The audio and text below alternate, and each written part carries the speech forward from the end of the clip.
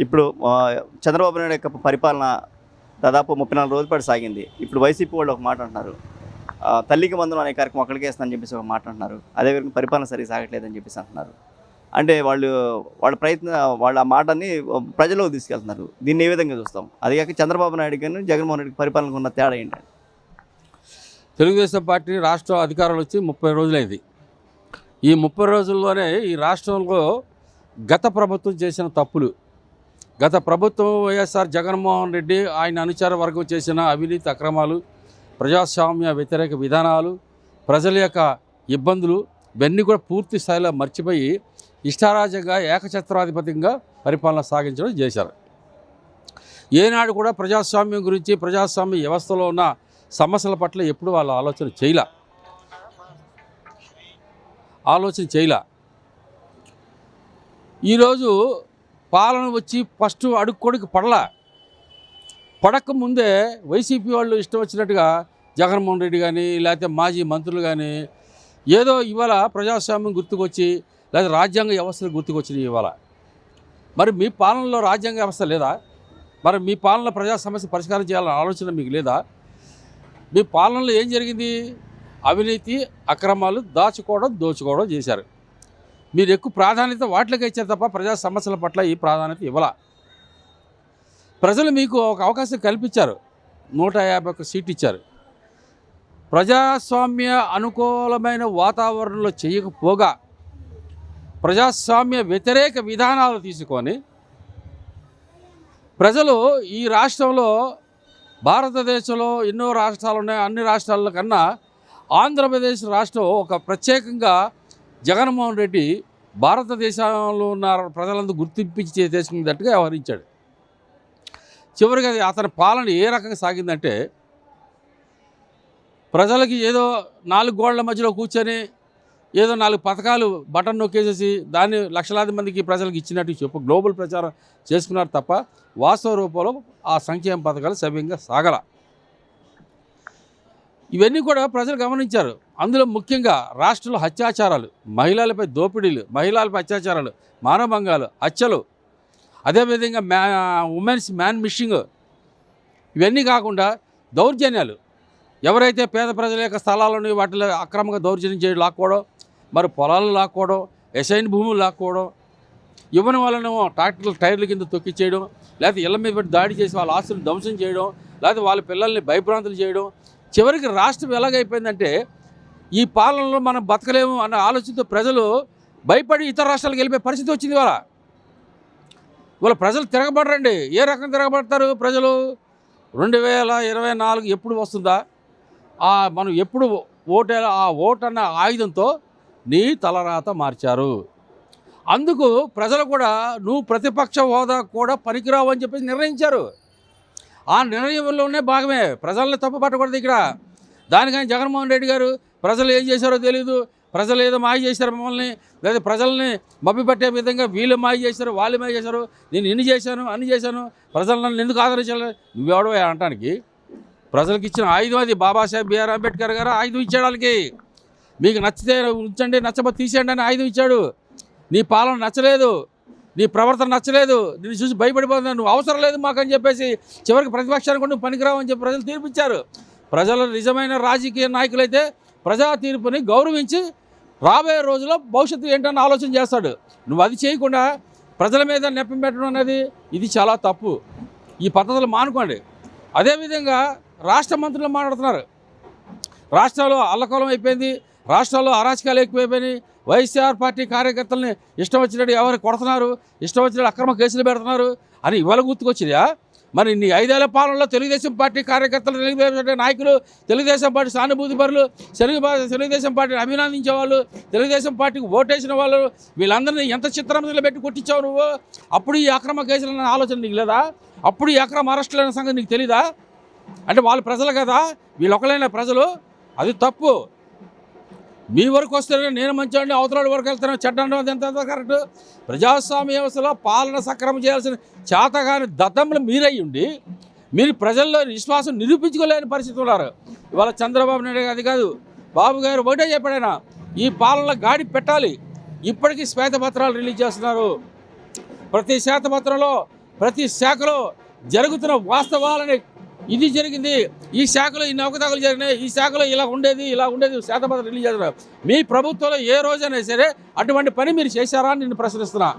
మీరు ఎందుకు చేయలేకపోయారు? ప్రజాస్వామ్యంలో మీకేంటంటే శ్వేతపత్రం కన్నా దోచుకోవడం ఎక్కువ, దాచుకోవడం ఎక్కువ. ప్రజలు ఏమైపోతే ఏమైంది, నేను నా కుటుంబం, నా పిల్లలు, నా కుటుంబం, నా భవిష్యత్తు తరతరాలు బాగుండే చాలన్న దుర్మార్గమైన ఆలోచనతో మరి పాలన సాగించారు తప్ప ప్రజాక్షేమం గురించి కానీ ప్రజాపాలన గురించి మీరు చేయలేదని చెప్పేసి నేను తెలియజేస్తున్నా. ఇప్పుడు కానీ సరే నోరు అదుపులో పెట్టుకోండి. మంత్రులు మీ ఇష్టం వచ్చిన మాట్లాడుతున్నారు. కోట్లాది రూపాయలు దాచుకున్న మీరు ప్రజల గురించి మాట్లాడే హక్కు మీకు లేదు. చంద్రబాబు నాయుడు గారు విమర్శించే నైతిక విలువ హక్కు మీకు లేదు. చంద్రబాబు నాయుడు గారు పాలన 4 రోజులు కూడా కాలాక ఈ 4 రోజుల్లోనే ఆయన ఏదైతే మన 6 పథకాలు ప్రవేశపెట్టారో ఆ పథకాల్లో ఇప్పటికే 5 పథకాలు అమలు చేయడం జరిగింది. వృద్ధాప్య పెన్షన్ 7,000కి ఇస్తానన్నారు. 7,000కి ప్రతి ఇంటికి ఉదయం 6ంటికి వాలంటరీ వ్యవస్థ కాకుండా ప్రభుత్వ ఉద్యోగస్తులతో వాళ్ళ పంపిణీ చేయడం జరిగింది. అదేవిధంగా తల్లికి వందనం అన్న పథకం కూడా ఇంటిలో ఎంతమంది అయితే పిల్లలు ఉన్నారో వాళ్ళందరూ కూడా ప్రతి ఆడపిల్లకి 1,500 రూపాయలు చొప్పున ఇవ్వడం ఇస్తారన్న సంగతి స్పష్టంగా చెప్పాడు. దాన్ని అమలు చేయడం జరిగింది. అదేవిధంగా అమ్మఒడి దాని స్థానంలో ఫీజు రియంబర్స్మెంట్ గత తెలుగుదేశం పార్టీ ప్రభుత్వంలో మరి 1వ క్లాస్ కాడి నుంచి డిగ్రీ వరకు ఎవరైతే చదువుతున్నారో ఆడపిల్లలు కానీ మగపిల్లలు కానీ వాళ్ళందరికీ కూడా ఈ ఫీజు రియంబర్స్మెంట్ ద్వారా డైరెక్ట్గా స్కూల్లో జమ పడేటట్టుగా ఇవాళ నిర్ణయం తీసుకుంటున్నారు. ఇవన్నీ కూడా సమర్థించవలసింది పోయి విమర్శలు దారితీస్తున్నారంటే మీకు ఎంతకంటే సిగ్గుందా అని నేను ప్రశ్నిస్తున్నా.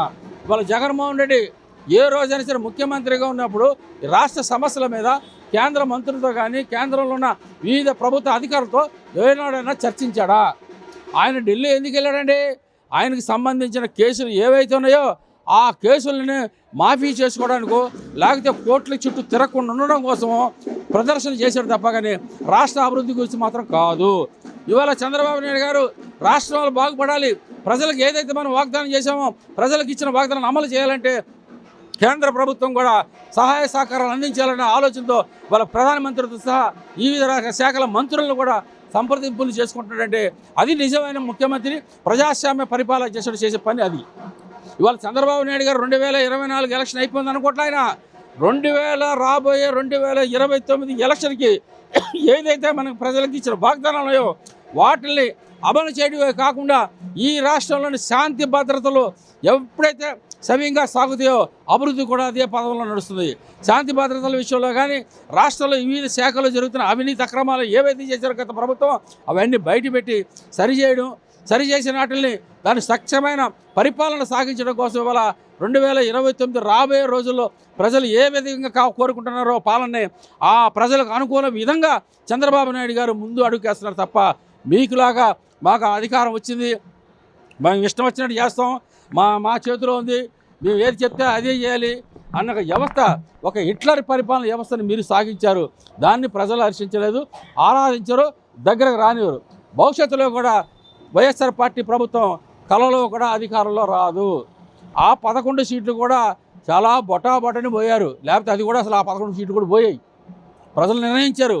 ఏదో అక్కడ వాళ్ళు అక్రమాలు పాల్పడి ఏదో రకంగా 11 సీట్లు నెట్టుకు రాగలిగారు. కానీ అవి కూడా సవ్యంగా అవకాశం ఇచ్చే రోజుల దగ్గరలో రాబోయే రోజుల్లో జగన్మోహన్ రెడ్డికి పూర్తి స్థాయిలో వైఎస్ఆర్ పార్టీ మూసుకుపోతుంది.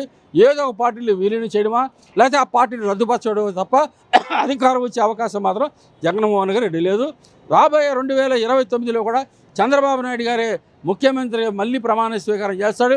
ఈ 29 వచ్చే లోపలికి ఈ రాష్ట్రంలో 5 సంవత్సరాల్లో జరిగే పాలన ఏ విధంగా ఉంటుందో ప్రజల చేత జై చంద్రబాబు నాయుడు అయినే ఉండాలనే ఒక ఆలోచనతో ప్రజల నోటితోనే ఆయన తీర్పు పొందుతాడని చెప్పేసి నేను తెలియజేస్తున్నాను. ఇప్పుడు ఈ 4 రోజుల పాటు జగన్మోహన్ రెడ్డి ఎక్కడ అప్పులు చేశాడో ఏంటన్న విషయం తేల్చడం సరిపోయింది. దాదాపు ఆయన కొన్ని చోట్ల తాకట్టు పెట్టాడు, కొన్ని లీజులకి ఇచ్చారు, చాలా అక్రమాలు జరిగినాయి. అవి తీయటంలోనే ఇప్పుడు సరిపోయింది. మన ఒక కుటుంబాన్ని చూసుకోలేదు.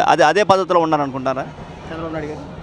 ఇవాళ వరకు అండి వైఎస్ఆర్ పార్టీ ప్రభుత్వం ఏర్పడ్డ తర్వాత రాష్ట్రము దాదాపు నాకు తెలిసి 5-6 లక్షల 6 లక్షల కోట్లలోనే 700 లక్షల కోట్లలోనే అప్పుల్లో ఉంది. ఇవాళ వాస్తవానికి వీళ్ళు బాబు గారి చేతికి వచ్చే సమయానికి ఇన్ని వేల కోట్ల అప్పులు ఏ విధంగా చేశారో కూడా ఇవాళ వరకు కూడా అంతుబద్దలేదు. ఇటీవల చూశారు కదా కొన్ని భూగర్భ గనుల శాఖకు సంబంధించిన వాటిలో కార్యక్రమాలు ఉంటే మన యలమల కుదురు కట్ట మీద ఫైల్స్ కాల్ చేశారు. అలాగా ప్రతి డిపార్ట్మెంట్ కూడా చివరికి రాష్ట్ర ప్రభుత్వంలో ఎన్నైతే అప్పులు తేవాలనుకున్నారో ఆ అప్పులన్నీ కూడా చేసిందే కాకుండా రాష్ట్ర ప్రభుత్వ ఆస్తులను కూడా చివరికి తాకట్టు పెట్టే పరిస్థితి తీసుకొచ్చాడంటే జగన్మోహన్ రెడ్డి. మరి ఇవన్నీ ఈయన చేతికి వచ్చేటప్పటికి ఏదైనా ప్రభుత్వ శాఖలో ఎన్ని ప్రభుత్వ ఆస్తులే, ఆ ఆస్తులు ఏ విధంగా చేశాడు, అసలు ఏ విధంగా అప్పు తీసుకొచ్చిన అప్పు ఆ డబ్బు ఏమైంది, అది ప్రజలకు చేరిందా, లేదా ప్రభుత్వ ఖజానాలో ఉందా, లేకపోతే రాజకీయ నాయకులు వైఎస్ఆర్ పార్టీ నాయకులు జోబుల్లోకి వెళ్ళియా అన్న దాని మీద ఒక పక్కన అది సరి చేసుకుంటూ మరి ఈయన ఇచ్చిన వాగ్దానాలు ఏవైతే ఉన్నాయో అవి అమలు దిశగా ప్రయత్నాలు పయనిస్తూ ఇవన్నీ కూడా ఇప్పుడు అదే చంద్రబాబు నాయుడు గారు అదే అంటున్నారు, ప్రతి శాఖలో జరిగిన అవినీతి అక్రమాలు వాస్తవాలంతా అవాస్తవాలంతా. వాస్తవాలు ఇవాళ చంద్రబాబు నాయుడు గారు చెప్తున్నారు, ఇదిగో ఈ శాఖలో 100 కోట్లు ఉంటే ఈ 100 కోట్లు జెన్యున్గా వచ్చేది ఈ శాఖకి 100 కోట్లు, దీనికి మించి 400 కోట్ల రూపాయలు అప్పు చేశారు. ఈ అప్పు ఏ రకంగా చేశారు, ఆ 400 కోట్లు ఏమైనాయి అన్న దాని గురించి ప్రజలకి, ఎందుకంటే వైఎస్ఆర్ పార్టీ ప్రభుత్వం చేసిన తప్పులను ప్రజలకు కూడా తెలియాలి. ఇప్పుడు అతను చేసిన తప్పులను ప్రజలు తెలియకపోతే అక్కడ ఎలా తెలుస్తుంది ప్రజలకి? ఆ తెలియజేయాల్సిన బాధ్యత ఎవరు చేయాలి? ఇప్పుడు ఎవరైతే ప్రభుత్వం చేపట్టారో నారా చంద్రబాబు నాయుడు గారి ముఖ్యమంత్రి నాయకత్వం అవి ప్రజలకు తెలియజేస్తున్నాడు. వీటిల్ని ఒక మంత్రి, మాజీ మంత్రి, ఆ బందరోడు ఒకడు, వాడి పేరు నాని ఏదో ఉంది, అతనేదో మాట్లాడుతున్నాడు ఇవాళ శ్వేతపత్రాలు ఇవన్నీ అవాస్తవాలు వాస్తవాలు పెట్టట్లేదు. మీరు పెట్టారా శ్వేతపత్రంలో? అవాస్తవాలు పెట్టారా? వాస్తవాలు కన్నా అవాస్తవాలే ఎక్కువ చూపించారు. మీరెందుకు చేయలేపారా పని?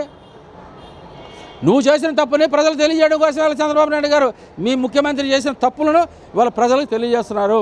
ఇది వాస్తవం, ప్రజలు చేయాల్సిన అవసరం. మనకు సమాచార చట్టం హక్కు ఉందండి. వాళ్ళ సమాచార హక్కు చట్టం ప్రకారం మనం ఎందుకు కోరుతున్నాం? ఏమంటే పలానా శాఖలో పలానా ఇది ఉంది, పలానా జరిగింది, పలానా అతను ఏం చేశాడని చెప్పి వాళ్ళు అడుగుతున్నాం. మనకు ఎందుకు ఇస్తున్నారు? ప్రజలు తెలియజేసుకునే హక్కు సమాచార హక్కు కల్పించింది. దాని ద్వారా ఆయన ప్రభుత్వ అధినేత కాబట్టి గత ప్రభుత్వం చేసిన తప్పులని ప్రజలకు తెలియాలి బాధ్యత ఆయన మీద ఉంది కాబట్టి తెలియజేస్తున్నాడు. ఈ అప్పులని ఏ విధంగా పోర్చాలి? ఒక పక్కన ఆలోచన, ఆ చేసిన అప్పులను ఆ డబ్బు ఏమైంది, ఎవరు జోబులోకి వెళ్ళింది, దాని మీద ఒక ఇన్వెస్టిగేషన్ చేసి వాళ్ళందరూ కూడా తప్పు చేసిన అవినీతి అక్రమాలు పాల్పడిన ప్రతి మంత్రిని కూడా న్యాయబద్ధంగానే చట్టబద్ధంగానే వాళ్ళని అరెస్ట్ చేయాలని చెప్పి ప్రభుత్వాన్ని నేను కోరుతున్నాను.